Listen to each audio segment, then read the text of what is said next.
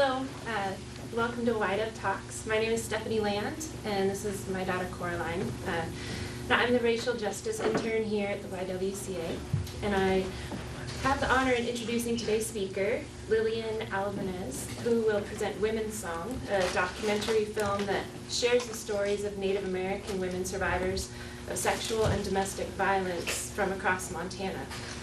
Sacred Star Who Sits by the Moon, Lillian Alvernaz, is a traditional Assiniboine enrolled Sistan Watan Oyate. All right. Alvernaz graduated with the BA in Native American Studies and Social Work and now serves as the Iskinsip Project Coordinator at the University of Montana. She has worked with the Women's Resource Center and the Montana Native Women's Coalition for several years and has dedicated her life to Indian country and Indian people. The mission of the Montana Native Women's Coalition is to improve urban, rural, and Native American community responses to victims of domestic violence and sexual violence by bringing together Native American women leaders and representatives from state agencies that manage and administer domestic violence programming in Montana to increase resources and support the tribal programs. Please join me in welcoming Lillian. Thank you. Thank you, Stephanie. So I have a survey, if you guys wouldn't mind kind of looking at it while you watch the video, and then maybe after, take a few minutes to fill out if there's anything that you want to change on there. Do you want to do behind you, and I'll do over here? Okay, thanks. Okay, so are there any questions before we get started, kind of about where we're starting from? Yes. How long is the video? It's about 22 minutes, so it's pretty short. It's pretty serious, so if you need to leave, feel free to leave.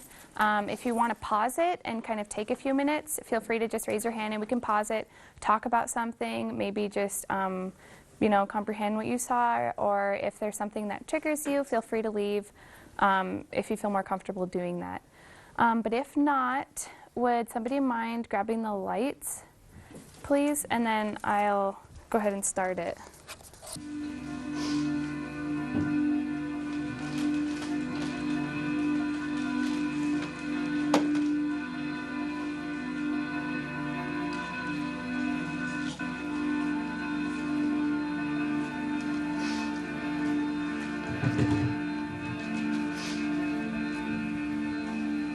My Indian name is Nana Teogi Sigosko, Hitwebe Angel Woman. And I was born in 1943. People looked out for each other those days. They helped one another. When you talk about love, you knew you were loved by everybody those days. They helped one another. They assisted each other with their haying and all of that, their cattle. My grandfather had a great big garden. He used to feed people in the winter. We left our houses open. The children went out to play wherever they wanted to. We roamed these mountains. Those were the good days. As a young girl, I knew that they were good those days.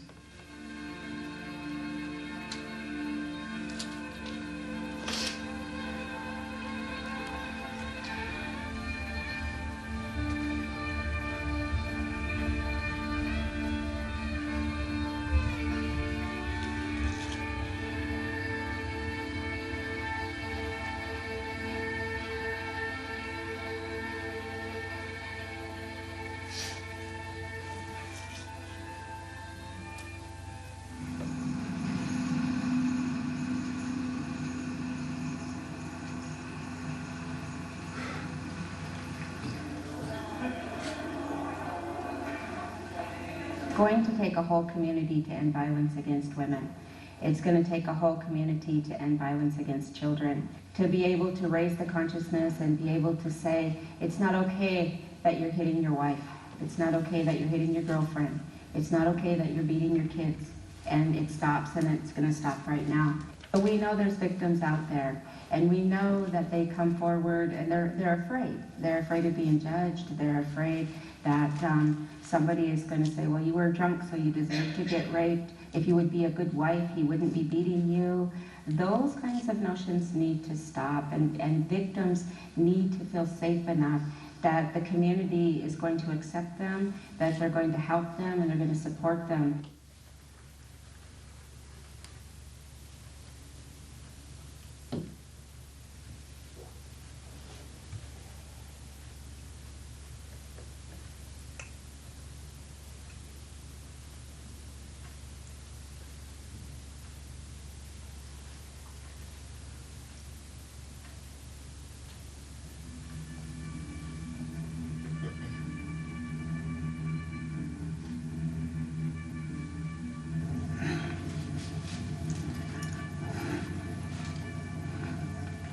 Every time I talk about it, it's like it happened yesterday.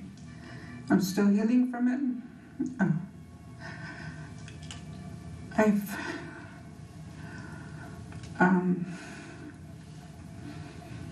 ended up in an abusive relationship. A couple of my children, I have to say, was conceived from marital rape.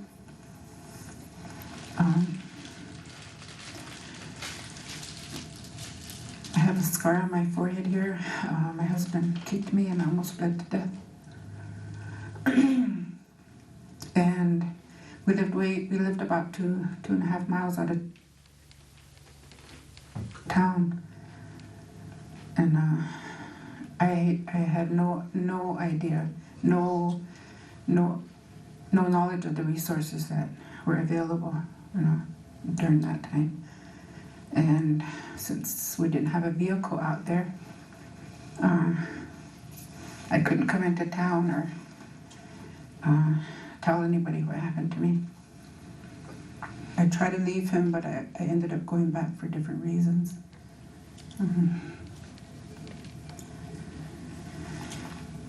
And most of it was fear. I guess that's what I learned from the sexual abuse.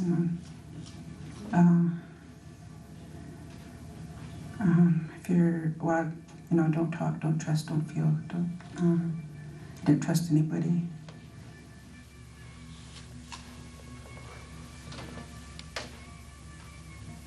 A lot of the community members, they don't trust the law enforcement. They don't think anything's going to happen to the batterer or perpetrator. They don't have confidence in the tribal court system. So a lot of them don't report it. Well, they don't go to law enforcement and they don't report it because of lack of confidentiality, lack of, scared of retaliation. In my experiences, I haven't found the police very helpful. I've never been involved with the FBI on any of this. I've watched women suffer for the after effects. She's got to get through all of the court situations, all of the housing situations. She's got to see if she can get her home back. She's got to see if the children got taken away, if she can get them back. What does she have, the steps she has to take to get them back? Drug and alcohol evaluations, parenting classes. She feels heavy. She feels like she just wants her life to be normal, and that's a lot of the reason why women go back, because they feel their life was easier and lighter. So many of our victims are caught up in that cycle where they quickly want to reconcile with the person that abused them. And that makes it hard for us to get a cooperative witness when time comes for trial. And these abusers know that. And the abusers have been successful in grooming their victims so that even by looking at them in a certain context, those victims know the message, and that message many times is to come and see me or to call me and to try to talk me out of following through on criminal charges against the person that abuses them.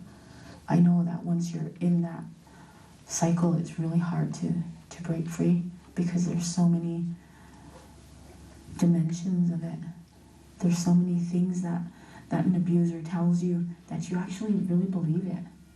And it is really difficult to break free from a domestic violence relationship, and it can be deadly. I've had guns held to my face. I've had dishes broken over my head.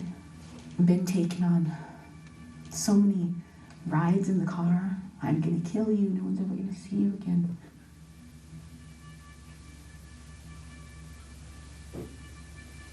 The tribes at one time were able to assert jurisdiction over everybody that was in the confines of their boundaries, and that included members of their tribe, members of different Indian tribes, and non-Indians. But in the 70s, that changed with a Supreme Court decision that said that Indian tribes no longer have criminal jurisdiction over non-Indians. And so today, if a non-Indian comes onto a reservation and commits a crime where the victim is an Indian, the tribal government does not have the jurisdictional authority to charge that person with any kind of a crime. And because the victim is an Indian, the state also does not have authority to charge that non-Indian with the crime. The only sovereign left who does have the jurisdiction is the federal government. But the federal government is very, very selective in what kinds of cases that they are willing to pursue. And so we have on not only this reservation, but every reservation, non-Indians who are integrated into Indian families. If those persons commit a crime against any one of their Indian family members, the tribal governments cannot charge that person with a domestic abuse or a sexual abuse complaint. And so people who reoffend get to know that too. And so that in effect has caused them to be emboldened and go about just committing crimes against tribal members, knowing that there's not going to be any sovereign that will make them accountable for what they're doing. It always affects more than the one person. You know, it affects the tribe, it affects the community, it affects the family. And I think if more people are able to recognize that, then it would help everyone involved. What happened to me was done by a family member, and that's embarrassing for me. Embarrassing because I helped take care of him when he was little. New Year's Eve, he brought a woman to my house, and I told him that wasn't allowable in my house because I am a foster parent. All of a sudden, I seen my great-granddaughter's stroller go by me in a hurry. I was sitting on a couch, and he took my computer and he threw it on the floor. There, what the blank you gonna do about it? He told me. My youngest granddaughter come running out because she thought he hit me. And she asked him what he was doing, and he hauled off and he hit her. And by then I was there, and he hit me. And then my grandson come running out, and they started fighting. And every day that I talk about this, what my nephew did to me, gave me a black eye, hurt my granddaughter, hurt my grandson, I relive it. There is a problem of domestic violence and sexual assault within our community, and added into that is the violence that has been committed against children of our community, and our families have become normalized to this type of behavior. Domestic violence has been around for generations. I believe it comes from a lot of parochial schools as well as boarding schools. I remember my grandmother talking about when she couldn't speak English in 1903. She was 5 years old, heading to a Catholic boarding school. And because she couldn't speak English, she was beaten physically in the mouth until she quit. She didn't know what she was doing. They used to punish us even talking Cree. They told us not to talk Cree, to try and talk English. And we didn't know how to talk English. They threw over their laps and they used to paddle us not to be talking, or else they'd put us in a corner. If they didn't do that, they used to take us to the bathroom and wash our mouths. I've lived in two different worlds. I lived in my grandma's world, in my grandma's time, which was really good because we didn't see all of this. But now we live in this world of violence. We live in the world of drugs. We live in a world of alcoholism. It became very, very prevalent when we got alcohol on the reservation in 1956. You could see the young couples that had been married and didn't abide in alcohol. They had nice homes, they took care of their children, and there was no violence, abuse until people start going to the bars. And it was just a different time. It was not like it is now. It was a different time in that the people were more involved with, like you lived in a community and you visited each other. And nobody locked their doors. The doors were always open. And so you went from one house to another, you know, and you popped popcorn, you made fudge. It was really a clean, I always like to say a clean, innocent, happy time. I noticed after the alcohol came on the reservation, you couldn't leave your houses open because there became an untrust sort of atmosphere where people didn't trust each other anymore. Stronger power has come here, and they have taken all of what we are, all of our tribes, the Assiniboine, the Dakota, the Absauga, the Tsitsistas, the Crows and the Cheyennes, and they have superimposed their rules, their values, their culture, their language, their religion upon us, thereby causing great confusion as to who and what we are. I could speak for Rocky Boy here. I think a lot of our people lost respect, individual respect, because the way I was raised up was I respect myself first of all, and whoever's around me and my surroundings, not only human beings, but animals, nature, Mother Earth, the sky, the stars at night, the moon, the sun, everything that revolves around me. I respect that. I respect the force, the energy that's within life itself. And with all that, if you have self-respect, then you're not going to go out and beat on somebody, you're not going to hit anybody, you're not going to verbally make them feel uncomfortable. I was taught as a young man by my mother was that she said, my boy, you're going to grow to be a big man. You do not mistreat women. You respect every woman from being the oldest woman to the littlest baby. Women are sacred. Women are precious. Women are the most sacred beings in all the whole universe, because this is where life comes from. All of us together, we all share one thing in common. We all come from a woman. Parents and grandparents are freeing their world as role models, teaching their families right from wrong, teaching them that respect. And when I was growing up, my grandparents, they didn't let us walk in front of them. They made us go around. We're not to interject when they're visiting with older people or their people that come to visit. That respect is not there anymore. We're not telling our kids we love them. We're not showing them how to love.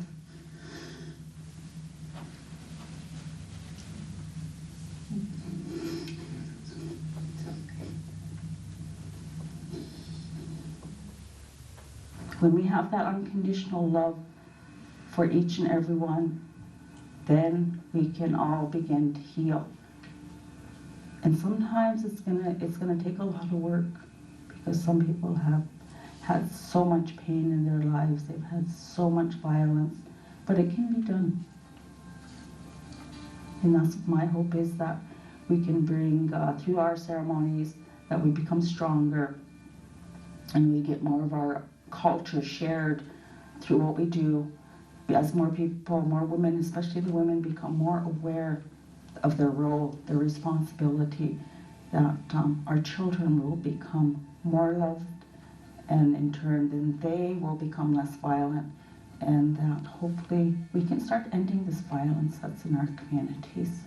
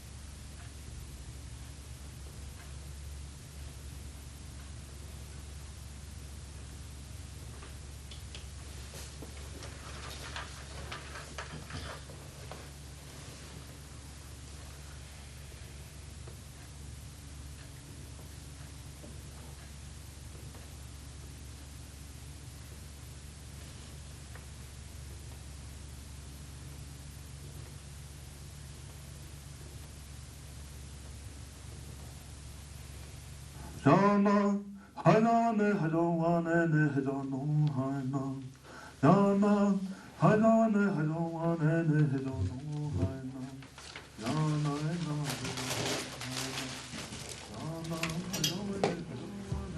So, first, I just really want to apologize why it was so choppy and off. That was really weird.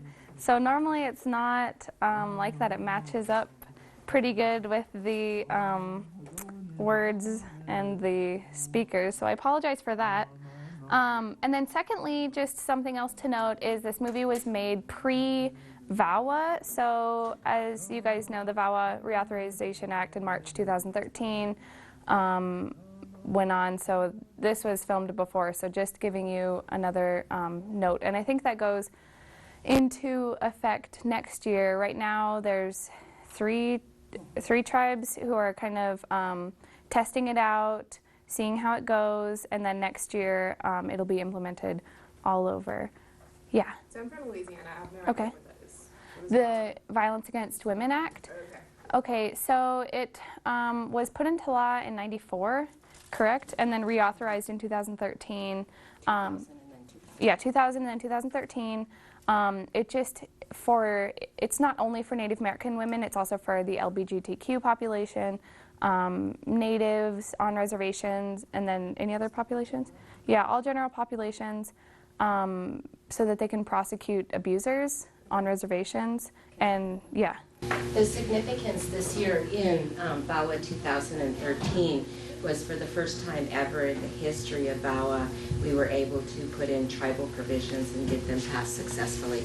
Prior to VAWA 2013, tribes did not have the authority, as it was stated in the film, to prosecute non-natives. So if a non-native is partnered with a native on a reservation and there's abuse occurring, there is absolutely nothing that tribal law enforcement can do about that, because they're not eligible to prosecute. Nor can the county come in and prosecute. More often than not, what was happening is that the native woman who was the victim was being arrested and prosecuted for harming the non-native man because they had jurisdiction to do that, so they would. And so when we went to battle in 2013, or progressing to going to Congress, it was really critical that that act get passed, or those provisions get passed. In Montana, we have one tribe who is going to be ready to implement and be able to prosecute fairly shortly, and that's the Fort Peck Reservation, because we have a big population of almost 50-50 spread across there of native and non-native, and we have a significant high level of interracial marriage or interracial partnerships there. Well, and they're really important because that's right on the North Dakota border. Right, so the Bakken. Yeah. So, yeah, it was a good thing. I volunteered the Y at the shelter, and I mean, I didn't know about the laws, that basically non-natives were kind of got a free pass.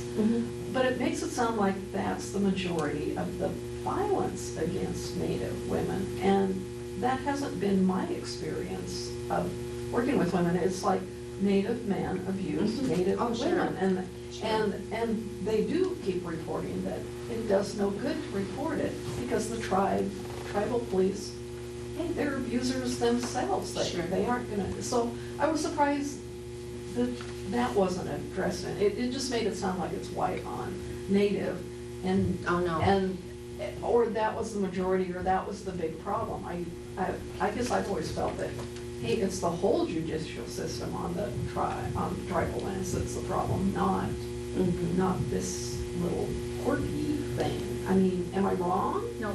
Okay. I think that what Jeannie Bear-Green was trying to address in there is that in her portion, she was talking about if it's a major crime, right? It's a Native man against a Native woman, and it's a major crime, and there's a weapon involved. Tribal courts do not have the authority to prosecute that crime. We have to wait to make sure that the federal government, the U.S. Attorney's Office,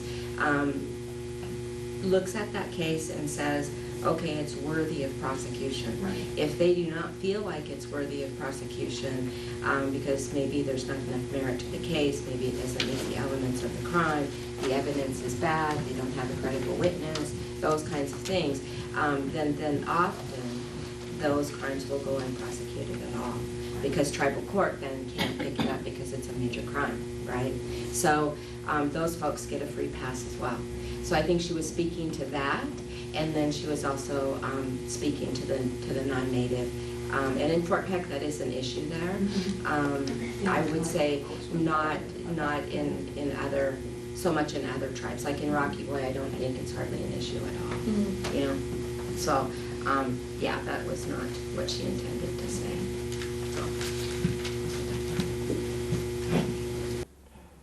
We'll just have to get up. Just kidding. Yeah. So, any other questions, or what did you guys think? I mean, aside from it being off, did you learn something? Did you think it could be improved? Did you really like something? Really not like something? Anything stand out to you? Are these women safe from their abusers now? Like, do we know much about the people who were in the film?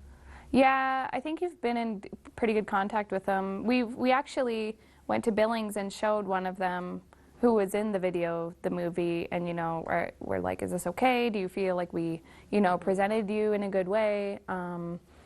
Yeah, I think they're all safe. They're all not in their relationships. We'd filmed other survivor stories in there, and they weren't in the movie, but they're in PSAs that are being shown in IHS, Indian Health Service hospitals, on reservations, like little commercials. They'll be starting in PBS, and they'll be starting on all of the local TV stations throughout the state of Montana. This film will be shown to the National Tribal Judges Association. It'll be shown to Montana Social Workers Association as an educational tool, because I don't think that folks really understand the depth of that victimization and also the ruralness. You know, that particular lady that was talking in the very beginning, from her house to town was over 8 miles. So the expectation of her to leave and flee with her children was unrealistic, you know. And eventually she ended up walking to town to flee to safety because her man was passed out. So, I mean, and they are all of these women are now safe and in a good way, and taking care of. They all have their children. Some are volunteering. Yes, many of them actually volunteer for the coalition. But the filming was very difficult. It was very hard. It took us probably a week, because we traveled to every reservation community in the state, and you know, it's just heavy. Well, and especially the grandmas, yeah. Speaking of the, like the boarding schools, yeah. Because they were raised not to talk about it, you know, and that's how they grew up, and that's how they, that's like all they knew was to not talk about it, not, you know, not be hurt, not share it. So it was really, really powerful and strong of them to feel comfortable with us to share, you know, their stories. So we really just honor them as best we can, and are really thankful for everybody who trusted us enough to, you know, put them out in a good way and show everybody and share their stories. Do you think that changes to VAWA will in fact result in more prosecutions? Well, I think you're really right when you say, like, the whole system is flawed. You know, tribal police sometimes are abusers, and I think it's going to take more than VAWA. I think it's going to take a society attitude shift. I think it's going to take precedent. I think it's going to take a lot. It's kind of overwhelming, but I think it can be done. I think that systemically, and let me introduce myself. My name is Toni Plummer. I'm the executive director of the Montana. If you didn't see her in there. I'm the Montana Native Women's Coalition executive director. And so I just happened to be in town today, so I rolled on over here to participate. But what do I think about? I think that we're seeing increased prosecutions. I think that the specialty provisions in VAWA really brought, and also the Tribal Law and Order Act that was passed in 2010 under, you know, Eric Holter. He was really the driving force behind that.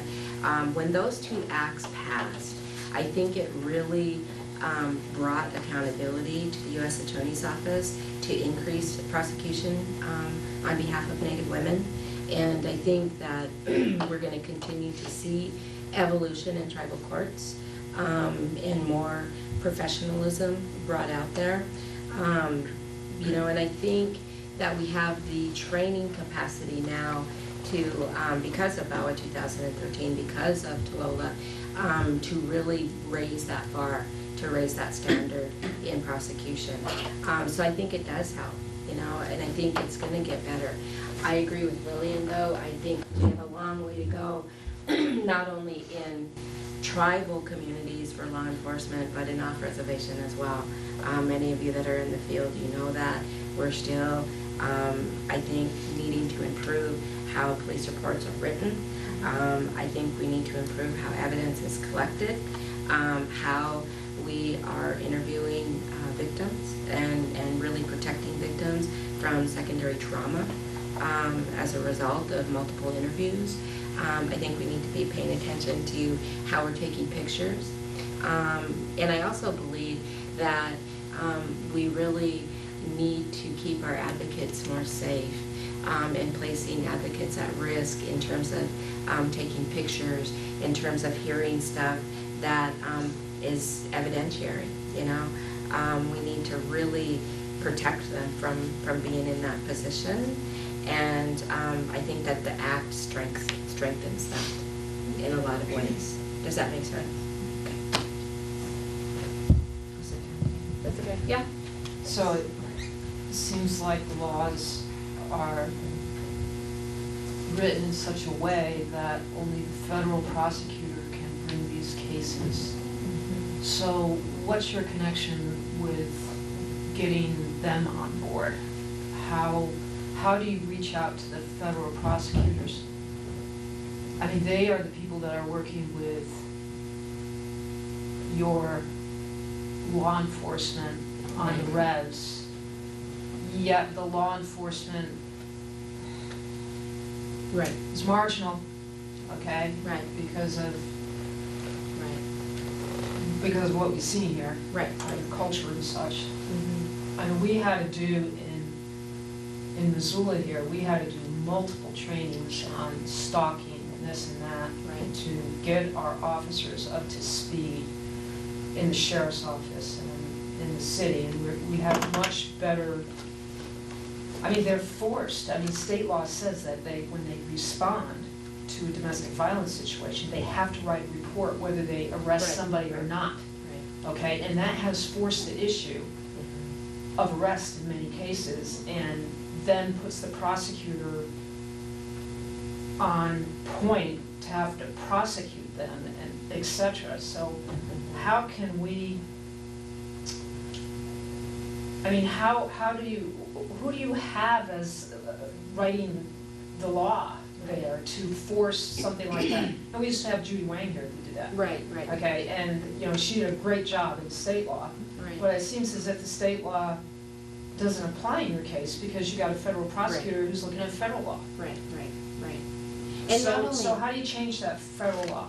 Well, and not only that, because you have to remember that we're dealing with multiple jurisdictions, okay? You're dealing with the tribal jurisdiction, and then if the Native woman is going to go to a non-Native shelter off reservation and she has an order of protection from, say, tribal court, often we find that off-reservation courts of limited jurisdiction, law enforcement fail to honor full faith and credit, and so we have those issues, right? Where's that? You give me the name of the county and I'll call the judges. Oh, it's like we're actually going to be doing a training up on the High Line because we're really struggling with Blaine County. We're struggling with Hill County. Blaine, Hill? Yeah, Roosevelt? and Roosevelt. And I think that, and we're going to be working with Montana Legal Services to go in there and say, okay, full faith and credit applies. It doesn't matter if it's a tribal court. It doesn't, and cut bank is another area that we're struggling with because they're just not acknowledging tribal orders, and they don't get to pick. Okay, they have to acknowledge it because under full faith and credit. Right. So you have that issue, and then you have the federal issue. Okay, so when you look at that, it's like, how do women find justice in that maze? Because it's huge. It's a huge maze. And if you have advocates who are not trained across the multiple jurisdictions, and I mean, a tribal advocate has to learn 3 jurisdictions in order to do her job effectively, or his job effectively, right? And that's really hard, right? And then you have law enforcement who, and look at PL 280 right up the road here, you know, you have 2 choices. You have tribal and you have sheriff. And that's hard, right? So what we're doing is we're working with the U.S. Attorney's Office, and they started MDTs, multidisciplinary teams, and they also started sexual assault response teams that meet on a monthly basis in every tribal community in this state. And they have advocates at that table, they have medical, they have tribal law enforcement, they have courts there, and they have some off-reservation programming there, because we really need to improve that collaborated effort, and we really need to improve our training to law enforcement. And so those are the 2 goals that, from our organization's perspective, that we're supporting with the U.S. Attorney's Office and that we're moving forward with. Another thing that's going to be coming in the next year is that we are developing training plans with each tribal community in the state, in that they have prioritized law enforcement as their #1 piece, and really investigating thoroughly. Not tampering with the evidence? Yeah, don't tamper with the evidence, the chain of evidence, evidence collection practices, reporting, you know, just all the things I mentioned before, taking pictures. You're not going to have the advocate take your picture, okay? So the question that I have is, it's pretty, full faith and credit is very clear. Yeah. The judges in the courts of limited jurisdiction are trained on it every single year, okay? We have training on it. Yeah. We know the state law that says you take your order of protection to the sheriff and they enter it into 911. Right. Is that happening in these counties? No. No, it's not, and here's why. I can give you specific examples. When we worked with one tribal community in Blaine County, their issue with the dispatch was the face sheet doesn't match our county's face sheets on orders of protection, so therefore we can't enter it into NCIC. And it's like, no, you don't get to do that.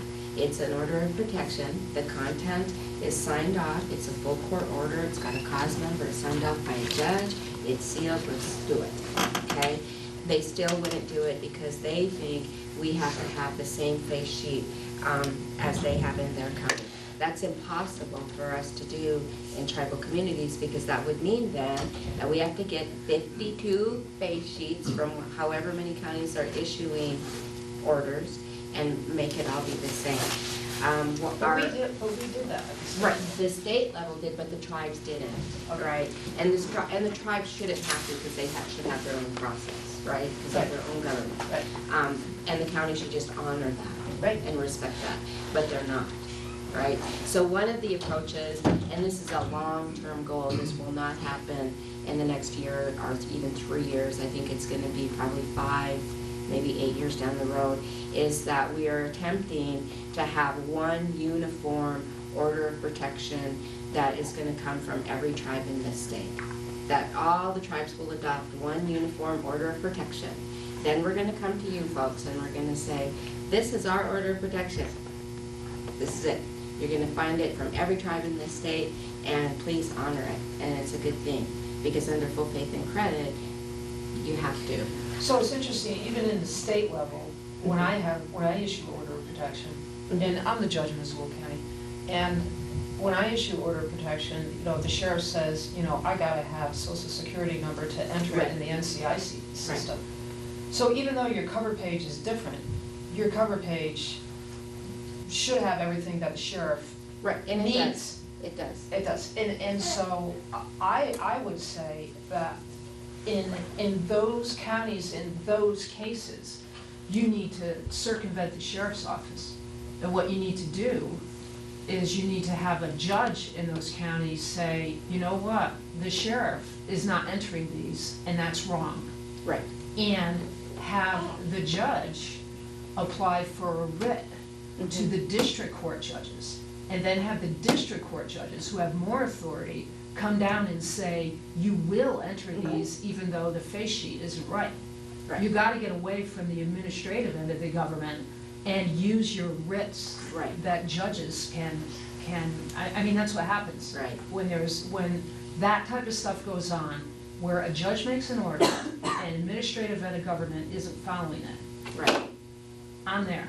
Right. I'm there writing to my district court judge and saying, hey, this is not kosher. This is not lawful. Right. And I want you to tell them. I've already told them and they won't listen to me. Right. Now it's time for you to tell them. Right. And you get a little publicity along those ways. Yeah. That's, and I think that's gonna go a long way. Yeah, yeah. And we're just at the training phase. Yeah. We're giving them the benefit of the doubt and say, we're gonna train you up on this issue. And if it doesn't play out and doesn't improve, then we're gonna have to go to the next level and take it up in a different way. Yeah, the problem is they're refusing to honor a valid judicial order. That's right. Wrong. Right. It's like wrong right from there. Right. Right. So anyway, that's my input. Okay. Thank you. Thank you. And I got a lot more here. Good, perfect. And you had a question? Well, you asked about how we felt about the film, and so I was just going to answer to that. As a documentary, I thought it was very well rounded because it didn't just focus on survivor stories, but it also focused on what is being done, and it also had men in it, and I thought it was just really well made, and the choppiness didn't bother me. Thank you. Thanks. I was so nervous. I was like, oh no, what is going on? Good. Thank you. Thanks. And yeah, if you want to bring it to your organization, feel free. I can give you, I didn't bring any of my cards, but I can give you my work number.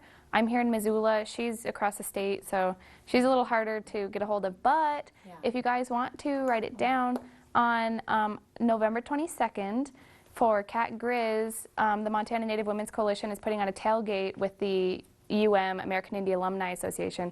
So she'll be here. We'll be giving out materials. There'll be a training at the Native American Center. That's what I was going to advertise. Yeah. We're doing a training. We're going to do, our trainings are all culturally based training.